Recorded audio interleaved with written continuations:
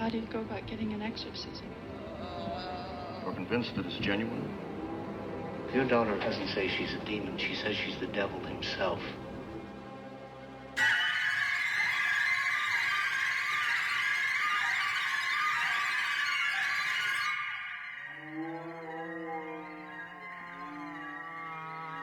I think every one of the films I've made, they've all found me. I've never gone out looking to make a film. I was doing a press tour just before the opening of the French Connection, and I received a package from William Peter Blatty. I opened it, and there is the manuscript of The Exorcist. And I started to read it, and I read the whole thing that night. And so I called Blatty, and he told me that it was based on a true story, that his novel had just appeared.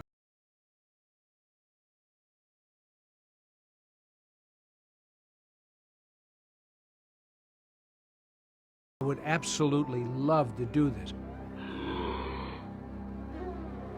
Billy Friedkin, I had heard that he was a prize-winning documentary filmmaker. And I thought, my God, that's what I want. This story is so wild for the greater public. It needs that documentary, grainy film feeling about it. I shot it almost like a documentary. It's very simply shot, it's very clear, and it's done by a writer and a director, myself and Bill Blatty, who were able to infuse into the cast and the crew a belief in the material.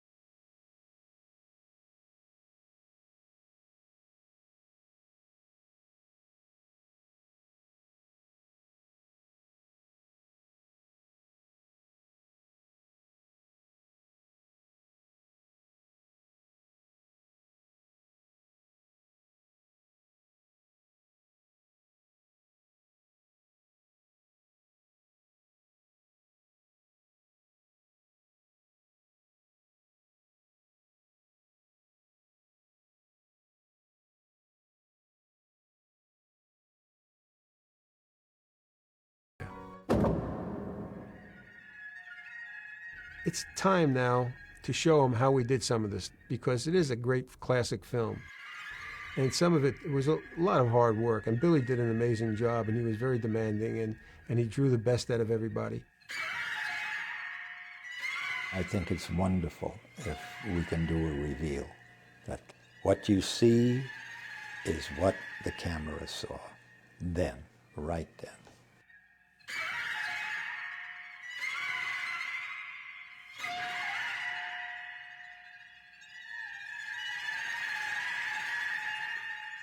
What I think people will get out of it when they see things like how the objects flew across the room, simple thing like that, and they'll go, wow, that's a simple solution to something like that. And at the time, I remember what we were thinking, how was this going to play? I mean, but to see it, and it brings back such fond memories.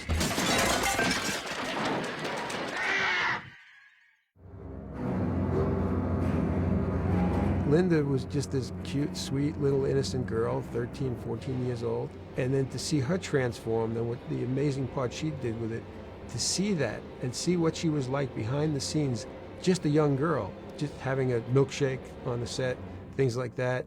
That to me is just so nice to see, especially after all these years.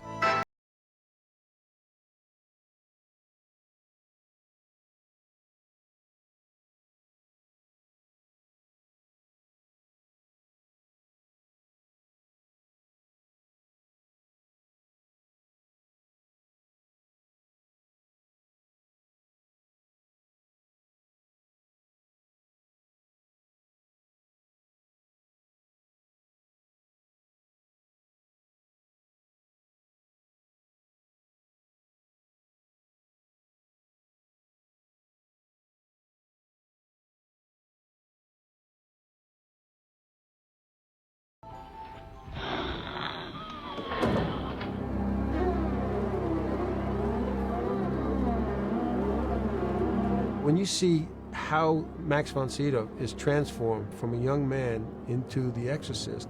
It's amazing. My mother used to talk about at the end of the day when Max would take his makeup off and be going down the hall and be all young and dapper and stuff with his blazer that they wore back then.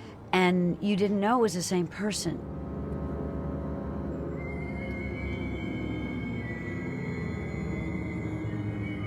But that's an actor's dream, is to play all different ages. And he had his own relationship with Billy Friedkin, which I got to watch, but it was very more disciplined in certain ways, I think.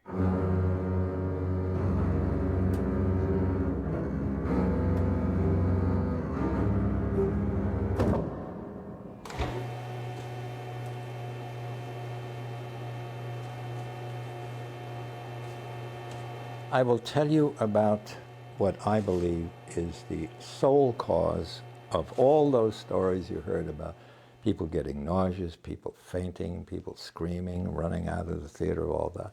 It was not any of the horror that was taking place. It was, in fact, the medical science that was taking place. The arteriogram, which took place at New York University Medical Center with an actual radiologist and his assistant.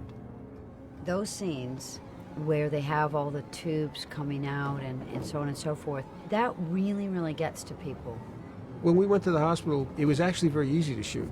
And the reason was I used basically the lighting that was in the rooms because it was the way it looked, and I didn't want to alter that. I saw the first press preview, and up the aisle from the front comes a woman holding her hand to her forehead, and I hear her saying, "Jesus, Jesus, Jesus." But what grossed her, shocked her, made her almost faint? The arteriogram. Anytime I am more or less forced to watch the entire film, and I know that needle is going here and blood's going to go, I look down, I look away. Oh, it's horrid. The horror that medical science is putting her through, far worse than the demon.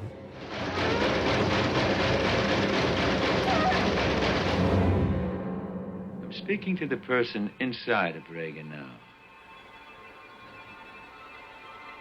In the scene with the shrink, where Linda grabs him and he falls backwards, Billy wanted to have a shot going all the way down with his face right to the floor. And so we had to figure out a way to shoot that. So we had to come up with a rig. And I wish I could take credit for inventing the rig, but it was the grips that did it. I mean, we explained what the problem was, and they figured out how to do it. And so they built this great contraption where we had the actor leaning against this thing, and he's in the rig, and the camera's on one side of the rig, mounted exact distance away from his face and stays that same distance, and then they just tilt the whole thing over together.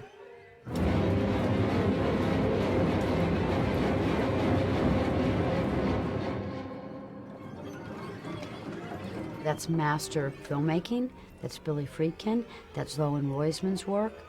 And he talked to me about lenses. I talked to him about why there are different feels. And he explains, well, if you do this or you do that, you can bring in this, and there's your intimacy. I was like, wow, didn't know. Because I mean, I was very curious myself. So those are all your masters. Dr. Klein. Yes, I'm Dr. Klein. This is Dr. Terry. And then we had to do a shot where we go from the first floor to the second floor, really, in one shot. And nowadays, you'd use a Steadicam, and it would be nothing. It would be an easy shot. But we didn't have a Steadicam then. So we built this chair rig where we could mount the camera in a chair. We suspended it from wires, and this intricate cable system that could move side to side, forward and back. And the grips would be up above, and they actually controlled the chair from up above and pulled it up and slid it around in a circle. Lighting it was tricky because with all that equipment, you see shadows all over the place with wires and rigs and things like that. So I had to light it so it was shadowless completely from the first floor to the second floor. That was a challenge in itself. Mother, please! Oh, please! Mother, take it! Stop! Why this girl? doesn't make sense. I think a lot of people may not realize what Billy probably had to go through as well. He had to not only create and have everything and all his homework ready, but he had to be careful of how he was, and or anybody, in the presence of a minor. Keep away! The sow is mine! He would hand me the dialogue, and I'd read it, and I'd be like, oh. Fuck me! Fuck me! A child does not know what those words mean. Fuck me! But he probably really did have to think about how was he going to get that performance. He never ever once tried to do something to intentionally hurt me or to misguide me. You know what she did? Your canting daughter?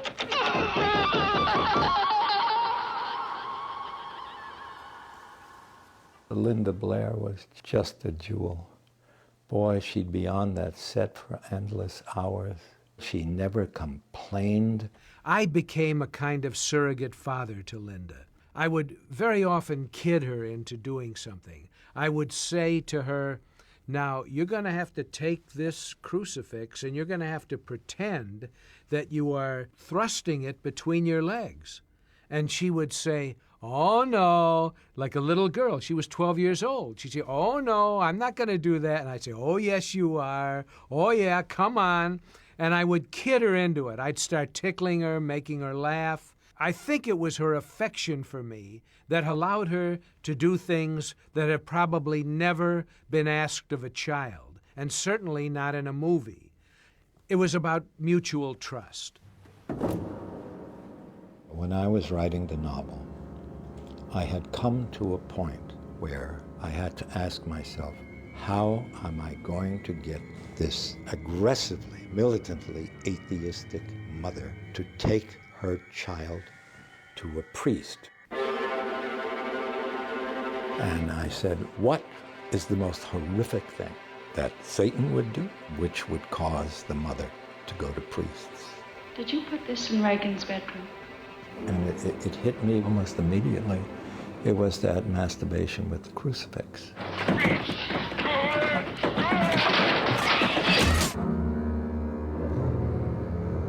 Of course, in the book, I didn't worry about anything. Nobody was going to see anything. Their own mind would supply whatever they saw. But for the film, I thought Billy did it tremendously. Jesus, fuck you! Jesus, fuck you! I remember the rig we built to put the camera up above her, and I remember her giggling and laughing and joking around with us as we were setting it up and doing it. It was almost like she didn't understand the scene. That's, you know, I figured she's a young girl. I don't know if she even knows what she's doing here. Does this register? I simply did what I was told to do.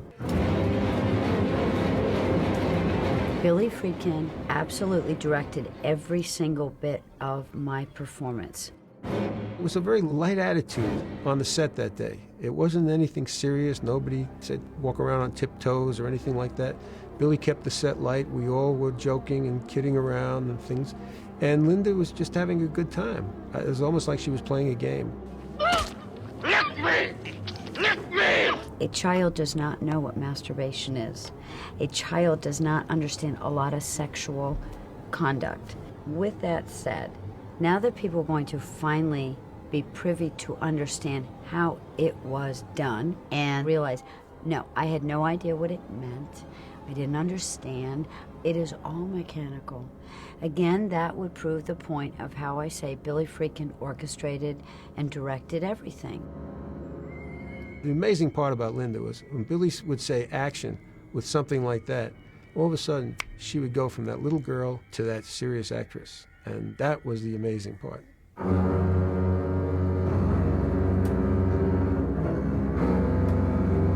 I was raised Protestant. We didn't talk about the devil. So the devil was fictitious to me. It was the same thing as the Wolfman, as any of the monster films. It did not exist. And that's what Billy found, was that innocence. I didn't know what the devil was. If I'd grown up Catholic, I don't think you could have cast a Catholic child in the part.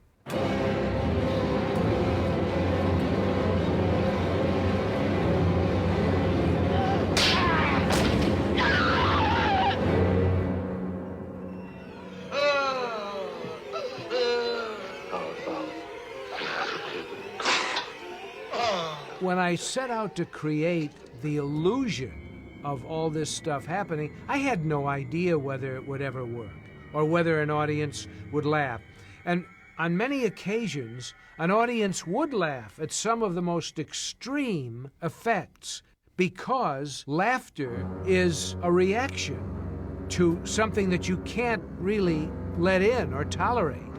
Very often, an audience reaction is, you know, that doesn't really bother me. I could laugh that off.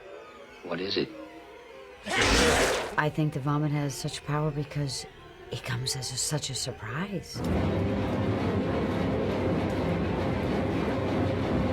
Why would anybody think that all of a sudden this green bile would come out of this person? And it's the most disgusting thing you can do. People don't like to be spit on, let alone vomited on in such a way. And of course, it's the devil's way of really trying to degrade both priests.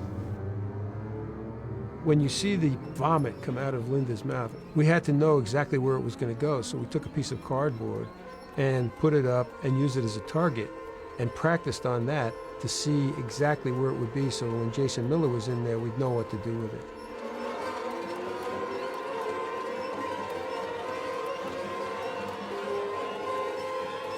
It was a very tricky scene to shoot because we had to have all these devices installed in her mouth.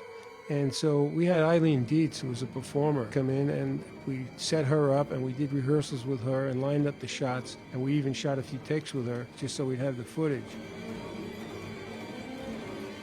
I don't remember why, but I filmed mainly behind-the-scenes footage of Eileen Dietz getting into makeup and getting all the tubes put in through her mouth. But finally, when we were ready to shoot, Linda came in and we made the shots mostly with her. In the final cut, there's a subliminal cut of Eileen that we had made. But basically, it's Linda. The whole time, of course, I have to keep my mouth open because once the equipment is laid on and put in, and it goes in my mouth and comes back out, and you cannot close your mouth because if you close your teeth, it'll backfire into my throat. It was really, really hard.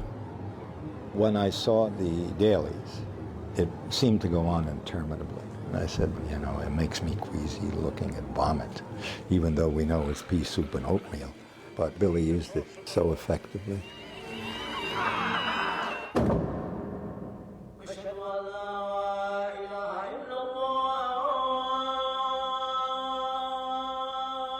Blatty begins his novel in northern Iraq, and the final sequence ends in a tiny little bedroom that's about as big as the studio we're in now.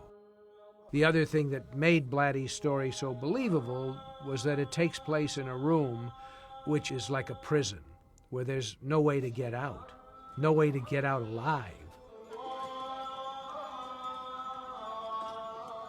Billy was meticulous about the ritual. He had 2 Jesuit priests on the site, making sure that everything was done absolutely properly. He had respect for the material, for Catholicism, you know, for religion. And it showed through all his work. Just shooting the exorcism in general was difficult. It was very time-consuming because on a technical level, we had to run the air conditioners while we were setting up and preparing. The only reason we wanted the room to be cold was because we had to see the breath. And the catch-22 there is we had to refrigerate the room with air conditioners in order to see the breath. Well, you see the breath usually with moist cold, and air conditioners take the moisture out of the cold also. Because it was dehumidifying at the same time, we had to get it to like 20 below zero before you'd even see the breath. Be silent! And the actors would come in and to perform in this, and they'd only have a short window to perform because once they start, the room would warm up pretty quickly, and we'd have to then chill it, you know, everybody go out and they'd have to cool it down again. So it was a long, tedious process to get that done. It's such a tribute to them as artists and actors that they could just turn it on and turn it off and get into it. The men all had their the old ski suits that look a lot like kind of like a space uniform, you know, and they're walking around kind of like that. And me, I got, you know, long underwear and a nightgown. Lucky me. Please you to make in your image. If I was doing the same scene today, we wouldn't even have to do it like that because we do it all in computer graphics. There were no computer-generated images in which you could portray the special effects of The Exorcist. They all had to be done mechanically. And so when the two priests are reciting the liturgy and they see Linda's body levitate, they're seeing that right in front of them. We had to create everything mechanically on camera, and the actors could see that. What an excellent day for an exorcism. And it was pretty frightening to look at. And you could get the idea in the scene of what the audience was seeing. And so, yes, the low-tech aspect of the film did help the film at that time. I cast you out! Fortunately, I had some good training in my commercial days, and it just so happens that some of the things we did in commercials were fly people, and we flew them on wires.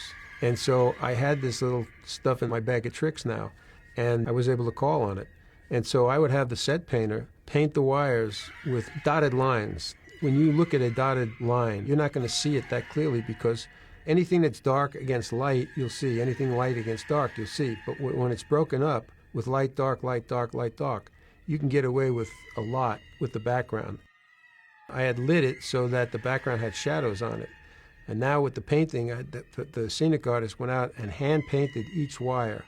And when I saw it blend into the background, I knew it was right. The power of Christ compels you!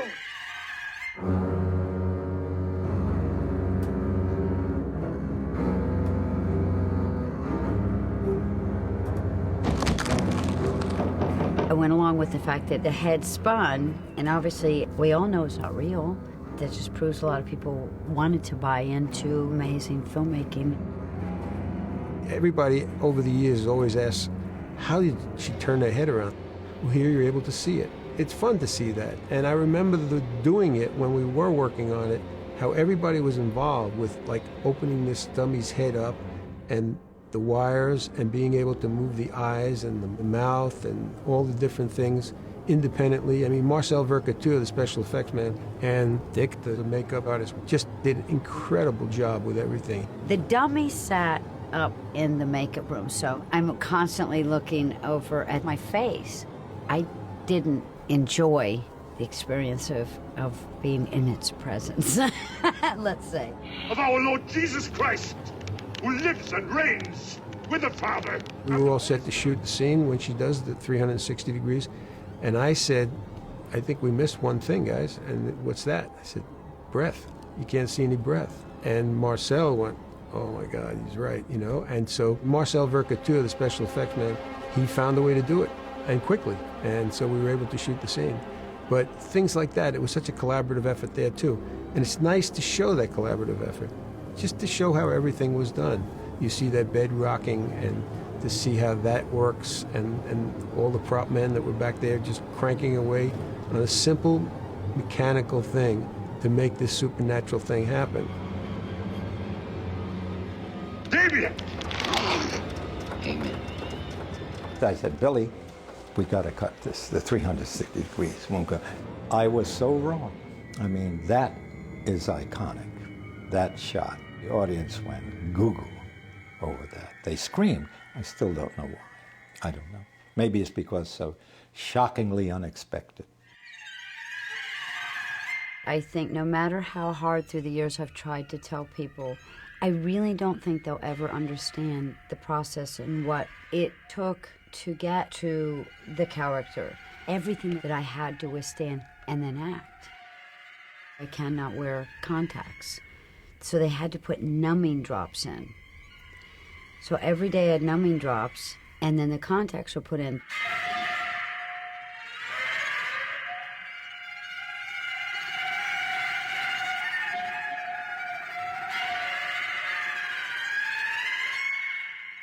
The white ones that go over the whole eye were new. They were actually more comfortable.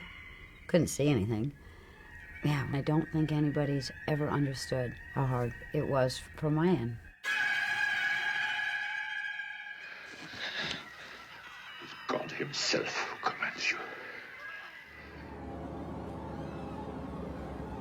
Is she gonna die?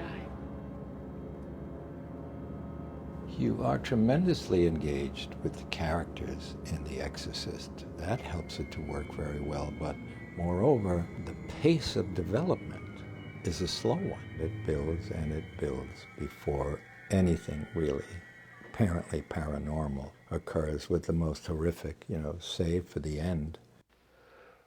You son of a bitch! Ray Bradbury once wrote that it's actually a beautiful love story. God damn you! Take me! Take me! Here's a priest who gives his own life voluntarily to save the life of a little girl he's never met. He never met Regan McNeil, only the demon.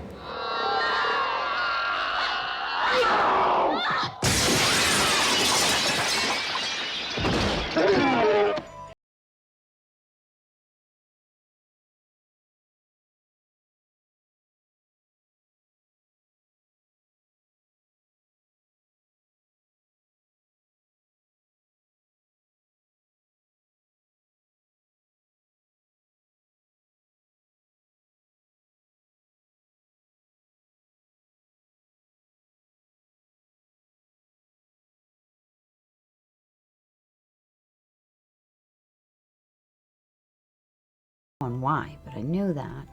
And then they gave me a standing ovation. And it meant a lot. I didn't know why. I did cry. I'm telling you that thing upstairs isn't my daughter. I know that it is considered by a great many people as a horror film. I've never thought of it that way, and I didn't approach it that way. It's a story about the mystery of faith. I'm afraid.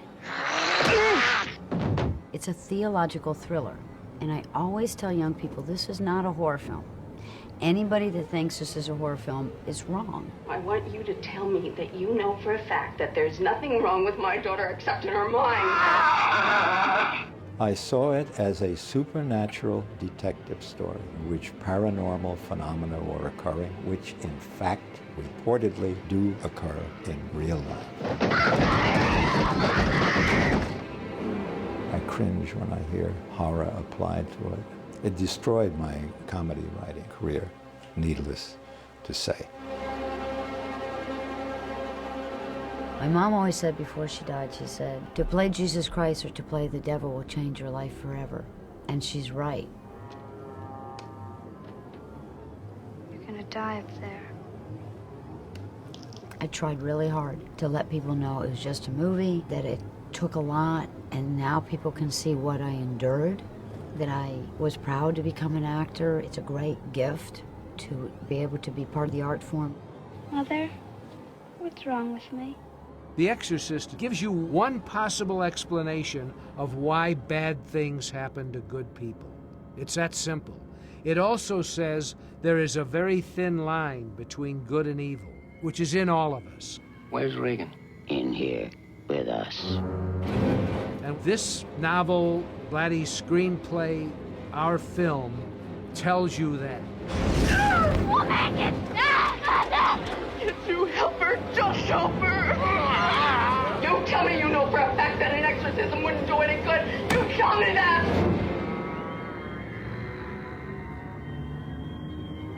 Is it over? No.